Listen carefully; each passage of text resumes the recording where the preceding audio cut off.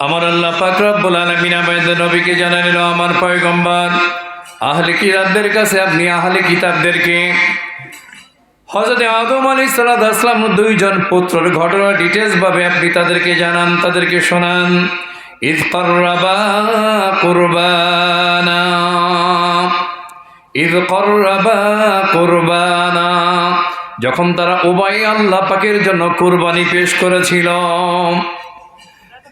যখন হযরত আদম আলাইহিস সালামের দুইজন পুত্র আল্লাহ পাকের জন্য কুরবানি পেশ করলো, আল্লাহ পাকের জন্য নাজরানা বা হাদিয়া পেশ করলো, ফাতুকব্বিলা মিন আহাদিহিমা, আমার আল্লাহ তাআলা বলেছেন এই দুইজন পুত্র নজরানা বা কুরবানি পেশ করার পরে দুইজনের মধ্যে একজনের কুরবানিকে আল্লাহ পাক কবুল করলেন, ওয়ালাম ইউতাকাব্বাল মিনাল আখার, এবং আরেকজন পুত্রের কুরবানি আল্লাহ কবুল করলেন না। ক্বালা লাআখযুলান্নাক, যার কুরবানি কবুল হলো আর যার কুরবানি কবুল হলো না, যার কুরবানি কবুল হয়েছে বুঝতে হবে সে আল্লাহ পাকের পছন্দনীয় বান্দা, আর যার কুরবানি কবুল হয় নাই বুঝতে হবে আল্লাহ পাক তার উপরে নারাজ। বলুন তো ঠিক কি ঠিক না? এইবার যার কুরবানি কবুল হয় নাই রাগান্বিত হয়ে গেল, যার কুরবানি কবুল হয়েছে সেই ভাইকে সেই ভাই বলতেছে, ক্বালা লাআকতুলান্নাক, আমি ভাইদের নাম পরে বলতেছি। যার কুরবানি কবুল হয় নাই ওই ভাই বলতেছে যার কুরবানি কবুল হলো সেই ভাইকে অবশ্যই আমি তোমাকে হত্যা করব। আওয়াজ দিয়ে বলি নাউযুবিল্লাহ। ধরে নেন কোন একটা জায়গা থেকে এই বাগডাঙ্গা মাদ্রাসায় দুইজনে 500 টাকা নিয়ে আসলো, দুইজনের হাতেই 500 টাকার নোট। ম্যানেজিং কমিটি একজনের টাকাকে গ্রহণ করলেন মাদ্রাসার জন্য, আর একজনকে বলে দিলেন ভাই আপনার টাকাই মাদ্রাসায় গ্রহণ করা হবে না। তো এই যে গ্রহণ একজনেরটা করা হলো আর একজনেরটা গ্রহণ করা হলো না, এটা কি কর্তৃপক্ষের দোষ নাকি যার টাকা গ্রহণ করা হলো তার দোষ? জানতে চাই কার দোষ? কর্তৃপক্ষের দোষ নাকি যে যার টাকা গ্রহণ করা হলো তার দোষ? এইবার আসুন, যার টাকা গ্রহণ করেছে সে তাকে যদি যার টাকা গ্রহণ করা হলো না সে বলে তোমার টাকা কেন মাদ্রাসাওয়ালারা নিল, তোমাকে এখন আমি কতল করব। এটা কি ন্যায় না অন্যায়? বলেন ন্যায় না অন্যায়? ক্বালা লাআকতুলান্নাক, যার কুরবানি কবুল হয় নাই সে বলতেছে ওই ভাইকে যার কুরবানি কবুল হলো অবশ্যই আমি তোমাকে হত্যা করব। এইবার শুনে নেন, ছোট ভাই বলতেছে ক্বালা ইন্নামা ইয়াতাকাব্বালুল্লাহু মিনাল মুত্তাকিন, ও আমার বড় ভাই আমাকে তুমি কেন হত্যা করবা, আমাকে কেন কতল করবা? আমার কি দোষ? তুমি আল্লাহ পাকের জন্য কুরবানি পেশ করেছ, তুমি আল্লাহর জন্য হাদিয়া দিয়েছ, ওই একই পাহাড়ে আমি আল্লাহ পাকের জন্য হাদিয়া দিয়েছি। আল্লাহ পাক আমার কুরবানি কবুল করেছেন, তোমার কুরবানি কবুল করে নাই, এখানে আমার তো কোনো দোষ নাই।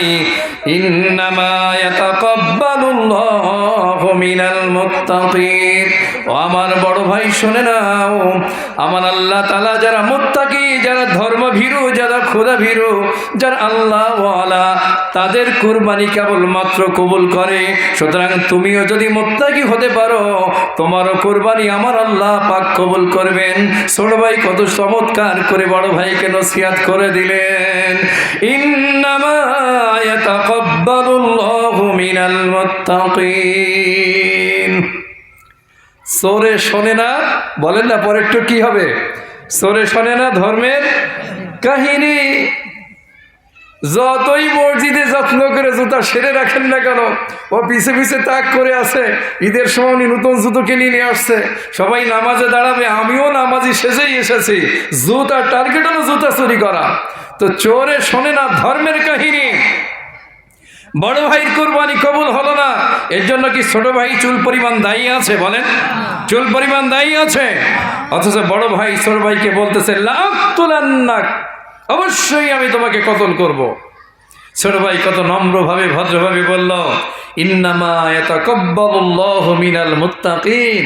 ও বড় ভাই, আল্লাহ পাক তো তাদের কুরবানি কবুল করে। আরে মাদ্রাসা কর্তৃপক্ষ তো তাদের টাকাই কবুল করে যারা দিন আনে দিন খায়, যারা বৈধভাবে অর্থ উপার্জন করে, যারা দাগি চিহ্নিত সন্ত্রাসী সুদি কারবার করে, চুরি করে, ডাকাতি করে, ছিনতাই করে, এদের টাকা তো মাদ্রাসা কর্তৃপক্ষ, মসজিদ কর্তৃপক্ষ রিসিভ করবে না। তো কর্তৃপক্ষের দোষ, আমার কি দোষ? এইবার আসেন, যে আয়াতটুকুর অর্থ শোনালাম, ঘটনাটা কি হয়েছিল। হযরত আদম আলাইহিসসালামকে আল্লাহ তাআলা দুনিয়াতে যখন খলিফা হিসাবে পাঠালেন, পয়গম্বর হিসাবে পাঠালেন, আল্লাহ তাআলার নিজাম ছিল আল্লাহ তাআলা প্রত্যেকবার যমজ সন্তান দান করেছেন। যখন সন্তান জন্ম হয়, যমজ সন্তান একজন হয় ছেলে, একজন হয় মেয়ে। কি হয় বলেন? যমজ সন্তানের একজন ছেলে আর একজন মেয়ে। আমি একটু মোজাকারা করি আপনাদের সাথে মনে রাখার জন্য। আল্লাহ তাআলা আদম আলাইহিস সালাম এবং মা হাওয়া আলাইহিস সালামকে 20 জোড়া সন্তান দিয়েছিলেন। কত জোড়া? তো 20কে যদি 2 দিয়ে গুণ করা হয় কত হবে? 20 দুগুণী 40। 20 জোড়া সন্তান, তার মানে 40 জন সন্তান আল্লাহ দিয়েছিলেন। কিন্তু 20 জোড়া সন্তান, প্রত্যেকবারই একটা ছেলে, একটা মেয়ে, একটা পুত্র, একটা কন্যা। আল্লাহ তাআলা নিজাম করে দিলেন, নিয়ম করে দিলেন, একবারে যেই যমজ সন্তান হবে, একটা ছেলে একটা মেয়ে, এদের মধ্যে বিবাহ বন্ধন হারাম। ধরেন এই বছর যে ছেলে এবং মেয়ে হলো, এদের ভিতর বিবাহ বন্ধন হবে না। তো বিবাহ হবে কার সাথে? প্রথমবার ধরেন এই 2025 সনে, কথা বোঝানোর জন্য বলছি, 2025 সনে যে ছেলে মেয়ে হলো আর 2026 সনে যে ছেলে মেয়ে হবে, তো 25 সনের ছেলে, 26 সনের মেয়ে, 25 সনের মেয়ে, 26 সনের ছেলে। এটা আল্লাহ নিজাম করে দিলেন। কিন্তু এই যে 2 ভাইয়ের কথা আল্লাহ বললেন, ইয কররাবা কুরবানা, 2 ভাই কেন কুরবানি মানত করলেন, কেন নজরানা দিলেন? আমার আল্লাহ পাক বলেন, আতলু আলাইহিম নাবা বনি আদম বিল হক। আমার দোস্ত আহলে কিতাবদেরকে আদি পিতা হযরত আদম আলাইহিস সালামের 2 জন পুত্রের খবরকে সঠিকভাবে জানিয়ে দেন। প্রথমবারে যেই যমজ সন্তান হলো, প্রথমবারের ছেলের নাম হলো কাবিল আর মেয়ের নাম হলো ইকলিমা। দ্বিতীয়বারের যেই যমজ সন্তান হলো, ছেলের নাম হলো হাবিল। এই 3 জনের মধ্যে সীমাবদ্ধ থাকি। প্রথমবারের যমজ সন্তান 2 জন, ছেলের নাম কি বলেছি? কাবিল। ছেলের নাম কি? কাবিল। এই 3টা নাম একটু মনে রাখতে বলি, নাহলে ঘটনা বোঝা যাবে না। আমি তো কোরআন থেকেই বলবো ইনশাআল্লাহ, আমরা ঘটনা বুঝতে পারবো না সঠিকভাবে। প্রথমবারের যমজ সন্তান ছেলের নাম কাবিল, মেয়ের নাম ইকলিমা। দ্বিতীয়বারের যমজ সন্তানের ছেলের নাম হাবিল। এই 3 জন পর্যন্ত মনে রাখবো। ঘটনা কি ঘটেছিল? প্রথমবারের মেয়ে ছিল অপরূপা সুন্দরী। আল্লাহ প্রথমবার যে যমজ সন্তান দিলেন, অপরূপা সুন্দরী ইকলিমা। কিন্তু আল্লাহ নিজাম করে দিলেন, যমজ সন্তান প্রথম বছর যেটা হলো, এদের মধ্যে বিবাহ বন্ধন হারাম। দ্বিতীয়বার যে যমজ সন্তান হলো, মেয়েটা ছিল তুলনামূলক একটু কালো, তুলনামূলক কালো, চেহারা ভালো না।